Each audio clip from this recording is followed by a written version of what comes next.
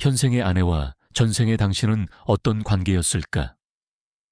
부처님께서 밝히시는 삼생석 위 혼인의 비밀. 부처님께서는 세상의 모든 혼인이 전생의 인과에서 비롯된다고 가르치셨습니다. 그분께서는 현생의 부부관계에 담긴 4가지 운명을 분석하셨습니다. 그것은 보은, 보원, 상체, 토체이며 가장 특별한 운명은 삼생석에 새겨진 인연입니다. 세상의 결혼은 우연한 만남처럼 보이지만 사실은 정해진 운명입니다. 현생의 아내는 전생의 은인일까요? 아니면 원수일까요? 당신은 빚을 받으러 왔습니까? 아니면 갚으러 왔습니까? 혹은 여러 생을 거쳐 쌓아온 선업의 결과입니까? 이 뒤에 숨겨진 비밀은 무엇일까요? 삼생석 위 혼인의 비밀에는 어떤 신비가 숨겨져 있을까요? 왜 어떤 부분은 서로 존중하며 사는데 어떤 부분은 불행할까요? 부처님께서는 일찍이 제자들에게 이 세상 혼인의 비밀을 밝히신 적이 있습니다. 그 대화 속의 지혜는 우리가 현생의 결혼 생활의 본질을 꿰뚫어 보는 데 도움을 줄 것입니다. 전해지는 이야기에 따르면 사위국 기원정사에서 부처님께서 스님들을 위해 설법하고 계실 때였습니다. 그때 한 젊은 불자가 아내와 함께 부처님께 예배를 드리러 왔습니다. 이 부부는 매우 다정해 보였고 그들의 온화하고 애정 어린 태도는 그 자리에 있던 스님들의 이목을 끌었습니다. 젊은 거사가 부처님께 공손히 절을 올리고 말했습니다. 세존이시여, 저희 부부는 결혼한 지 3년이 되었습니다. 저희는 서로 매우 존중하며 사랑이 날로 깊어가고 있습니다. 저는 종종 이 넓은 인파 속에서 어떻게 저희가 만나 서로를 알아보게 되었는지 궁금해하곤 합니다. 저희는 전생에 좋은 인연이었습니까? 부디 부처님께서 깨우쳐 주십시오. 부처님께서는 자비로운 눈빛으로 부부를 바라보며 미소 지으시고 말씀하셨습니다. 이보게, 세상 만세는 모두 인연이 있는 법이다. 그대가 아내와 만난 것은 우연이 아니라 그대의 전생 인연이 맺은 결과이다. 그 자리에 있던 안한 존자도 일어나 여쭈었습니다. 세존이시여, 저희에게 가르침을 주십시오. 세상 부부의 인연은 어디에서 오는 것입니까? 어떻게 해야 중생과 좋은 인연을 맺을 수 있습니까? 부처님께서는 잠시 눈을 감고 과거를 회상하시는 듯 하더니 천천히 말씀하셨습니다.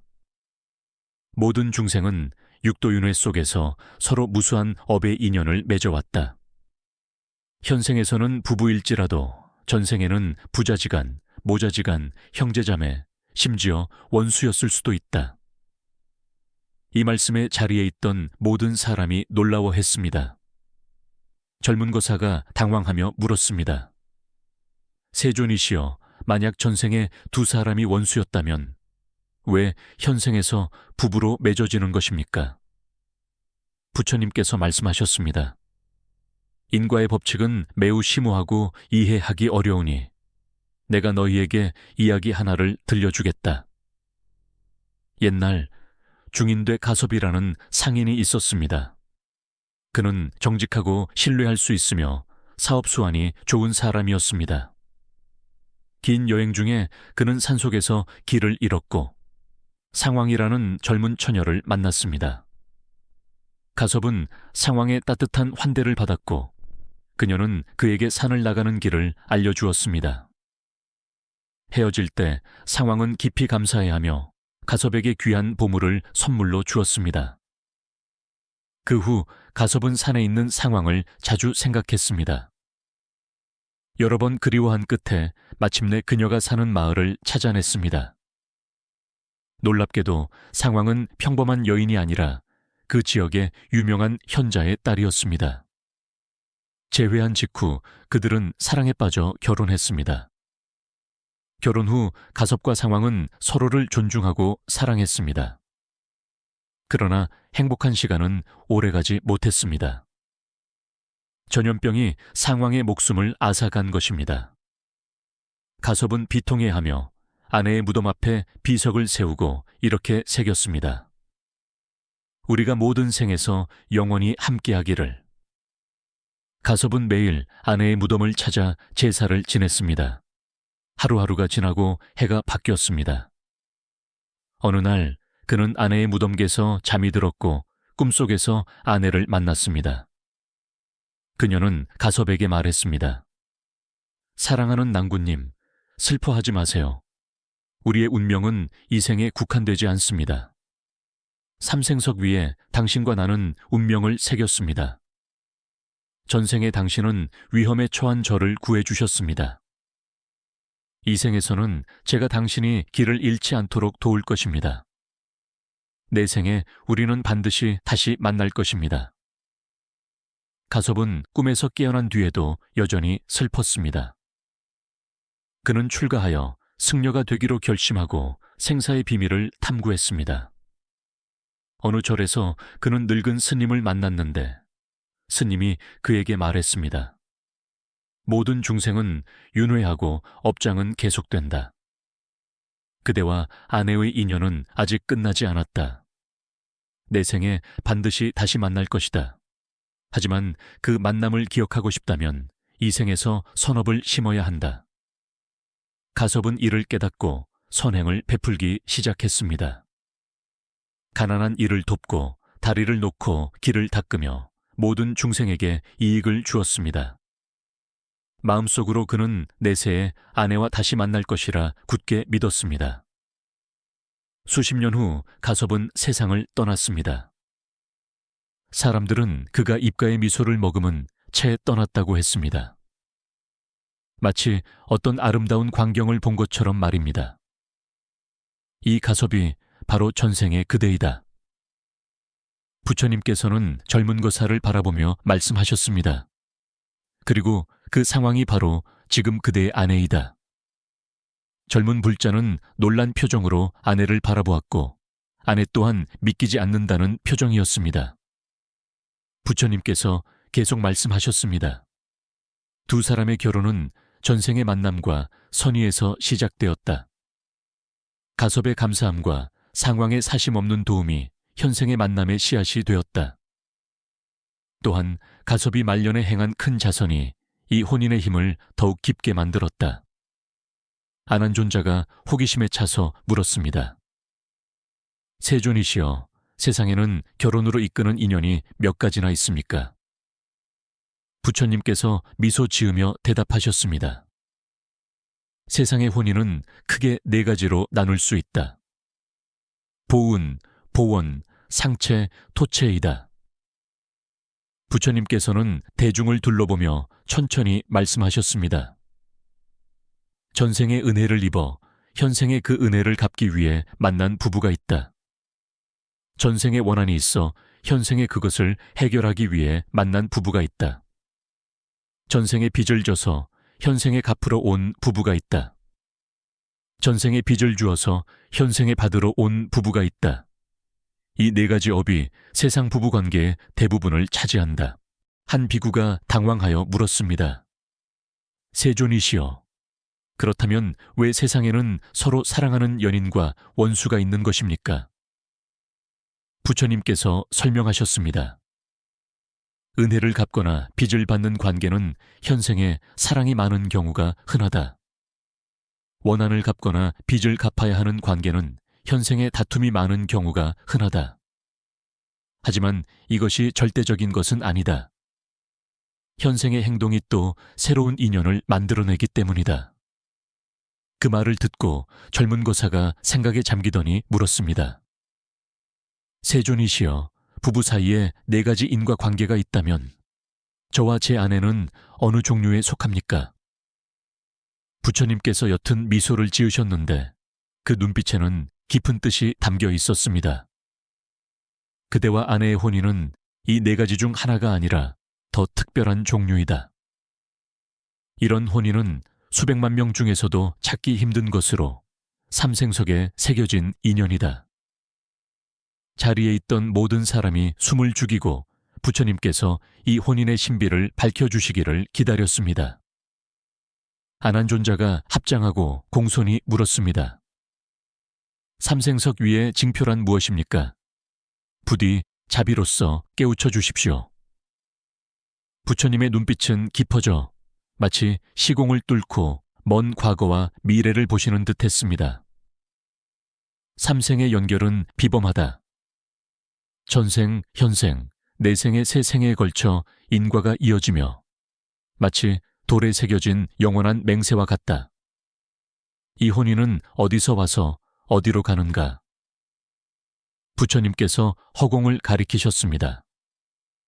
삼생석 위의 혼인은 여러 생에 걸쳐 선업을 쌓은 결과이다. 단지 한 번의 은혜 갚음이 아니라 대대로 서로를 지지하고 기다려온 것이다. 부처님께서는 자비로운 눈으로 젊은 부부를 바라보셨습니다. 두 사람, 전생의 가섭과 산광의 혼인은 시작에 불과했다. 그 이전 생에 두 사람은 서로를 돕는 형제였고 또 그 이전 생에는 함께 정진하고 격려하는 수행자였다. 그대와 아내의 혼인은 은혜를 갚는 것도 원수를 갚는 것도 단순한 빚 관계도 아니다. 그것은 여러 생에 걸쳐 쌓아온 선업의 결과이다. 이것이 바로 그대들이 이 생에서 만나자마자 그토록 사랑하고 화합할 수 있었던 이유이다. 아난존자가 물었습니다.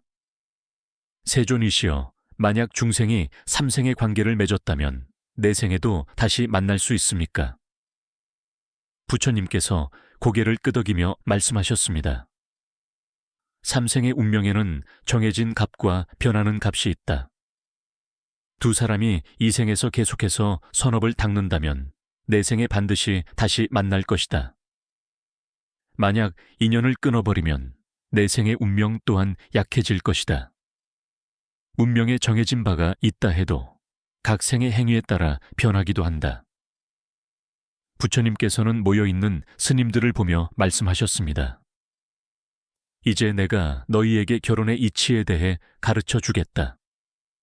세상의 대부분의 혼인에는 원인과 결과가 있다. 네 가지 주요 인연이 있고 그중 삼생석에 새겨진 인연이 가장 특별하다. 첫째, 보은의 인연이다. 전생에 은혜를 입은 사람이 있어 현생의 결혼으로 그 은혜를 갚는다. 이런 부부는 보통 서로를 매우 사랑하고 존중한다. 남편이 아내를 극진히 돌보고 아내의 말을 잘 따르거나 아내가 남편에게 지극히 효순하며 모든 면에서 남편을 보살핀다. 이것은 전생의 은혜가 현생에 자연스럽게 드러나는 것이다. 둘째, 보원의 인연이다. 전생에 해결되지 않은 원한이 있어 현생에 부부가 되었다. 자주 다투고 서로를 괴롭히며 심지어 원수가 되기도 한다. 그러나 어떤 이들은 현생에서 포용과 이해를 통해 전생의 원한을 풀고 마침내 화해하기도 한다. 셋째, 토체의 인연이다. 전생에 금전이나 감정의 빚이 있어 현생에 함께 빚을 받으러 왔다. 이런 결혼에서는 한쪽이 주고 한쪽이 받는 것이 다반사라 관계가 불균형하다. 채권자는 보통 의식주 걱정이 없지만 채무자는 평생 고생해야 한다. 넷째, 상체 빚을 갚으러 온 의 인연이다. 전생의 빚을 현생에서 갚는다. 이런 결혼에서 빚진 사람은 보통 근면과 헌신, 심지어 목숨으로 빚을 갚는다. 어떤 불공평해 보이는 결혼은 사실 전생의 자연스러운 업보의 흐름이다. 하지만 삼생석에 새겨진 인연은 이 네 가지 업장을 초월한다. 그것은 삼생에 걸쳐 선업을 쌓은 결과이며 여러 생 동안 서로를 지지해온 결실이다. 이런 혼인이 가장 존귀하고 안정적이다. 이 말을 듣고 젊은 거사는 깨달았습니다. 현생의 아내와의 만남이 전생의 많은 선업 덕분임을 알게 되었습니다. 세존이시여, 어떻게 하면 저희가 이 특별한 운명을 유지하고 내생까지 이어갈 수 있겠습니까? 부처님께서 자비롭게 말씀하셨습니다. 이복에 삼생의 인연을 이어가려면 세 가지가 필요하다.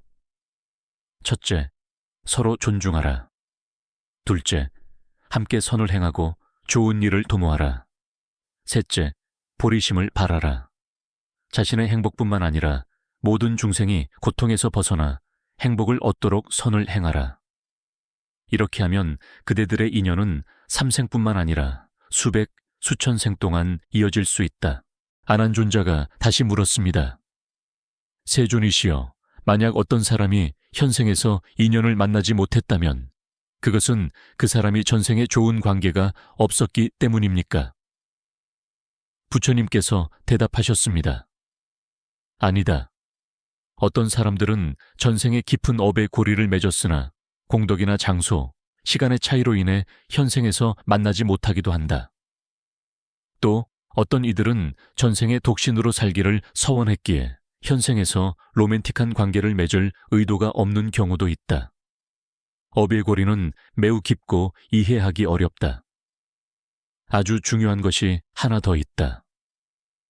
부처님께서 엄숙하게 말씀하셨습니다. 세상의 남녀는 전생의 업을 핑계로 함부로 행동해서는 안 된다. 남의 아내를 보고 사랑한다며 전생의 혼인이라 말하는 것은 사견삿된 견해이다. 인과에는 무지가 없다는 말처럼 현생에서 악업을 지으면 내생에 반드시 과보를 받는다. 부처님께서 말씀하셨습니다. 내가 너에게 또 하나의 비밀을 알려주겠다. 삼생석 위의 혼인은 단지 부부간의 사랑뿐만 아니라 수행의 길을 의미하기도 한다. 부부는 함께 수행하고 서로 격려하며 함께 깨달음을 이룰 수 있다. 옛날 해명과 해월이라는 수행자 부부가 있었다. 그들은 본래 같은 문화의 도반이었다. 그들은 수년간 함께 수행하며 서로를 도왔고 마침내 둘 다 깨달음을 얻었다. 죽기 전 그들은 내생에서도 관계를 이어가며 함께 중생을 구제하기로 서원했다. 그 후 그들은 부부로 환생하여 불법을 전하고 중생에게 이익을 주었다. 이것이 삼생석 인연의 또 다른 모습이다. 부처님께서는 자리에 모인 대중을 둘러보며 말씀하셨습니다. 운명은 물과 같고 인과는 산과 같다. 물은 흐름을 바꿀 수 있지만 산은 옮길 수 없다. 이 생에서 좋은 씨앗을 뿌리면 내생에 좋은 결과를 얻을 것이요. 이 생에서 나쁜 업을 지으면 내생에 나쁜 과보를 받을 것이다. 어떤 결혼 생활을 하고 있든 현재를 소중히 여기고 서로 존중하고 사랑하며 함께 선행을 실천해야 한다. 부처님의 설법을 듣고 젊은 거사와 아내는 무릎을 꿇었습니다. 오늘 저희가 이토록 미묘한 법문을 듣게 된 것은 다생의 성은 덕분입니다. 저희는 부처님 앞에서 삼보에 귀의하기를 원합니다. 부처님의 가르침에 따라 이 생의 혼인을 소중히 여길 뿐만 아니라 내생에도 이 좋은 관계를 이어가기를 소망합니다. 부처님께서는 미소로 그들의 귀의를 받아주시고 말씀하셨습니다. 이제 귀의하였으니 5계를 지키고 10선을 행하라. 부부는 서로 돕고 함께 정진해야 한다. 그리하면 이 생에서 행복할 뿐만 아니라 내생에도 좋은 인연을 맺을 수 있다. 아난존자는 이 대화를 기록했고 후대 사람들은 이를 엮어 인과와 혼인에 관한 경전으로 편찬했습니다. 누구든 전생과 현생의 혼인 관계에 대해 물으면 지혜로운 이는 이 이야기를 들려주어 현재를 소중히 여기고 좋은 목적을 심도록 영감을 주었습니다. 비록 세상에 혼인의 인연이 있다 해도 현생에서 그것을 유지하기 위한 노력 또한 필요합니다. 옛사람이 말했듯이 전생의 원인을 알고 싶다면 현생에 겪고 있는 것을 보라 하였고 내생의 결과를 알고 싶다면 현생에 하고 있는 것을 보라 하였습니다. 전생의 원인과 조건이 무엇이든 현생의 행동이 바로 내생을 결정하는 열쇠입니다. 삼생석 위 혼인의 비밀은 부부 운명의 기원을 밝힐 뿐만 아니라 행복을 유지하는 방향도 제시합니다. 손님처럼 서로 존중하고 함께 선을 행하며 함께 깨달음에 이르는 것. 이것이 아마도 부처님께서 세상에 남기신 결혼에 대한 가장 귀한 가르침일 것입니다. 이 영상이 유익하고 여러분의 마음에 평화를 가져다 주었다면 긍정적인 에너지가 널리 퍼질 수 있도록 좋아요를 눌러주세요. 그리고 자비의 호흡 채널을 구독하여 의미 있는 법문들을 계속해서 받아보고 배우며 공유해 주시기 바랍니다. 새로운 영상을 놓치지 않도록 알림 설정도 잊지 마세요. 이 영상을 친구와 가족들에게 공유하여 불법과의 좋은 인연을 함께 맺어주시길 바랍니다. 함께 해주셔서 감사합니다. 부처님의 자비 광명 속에서 늘 평안하고 행복하시기를 기원합니다. 이 영상의 내용은 불경과 전통 경전을 바탕으로 발췌하였습니다. 본 영상은 인문학적 지식을 보급하는 데 목적이 있으며 미신을 조장하지 않습니다. 시청자 여러분의 이성적인 시청을 바랍니다.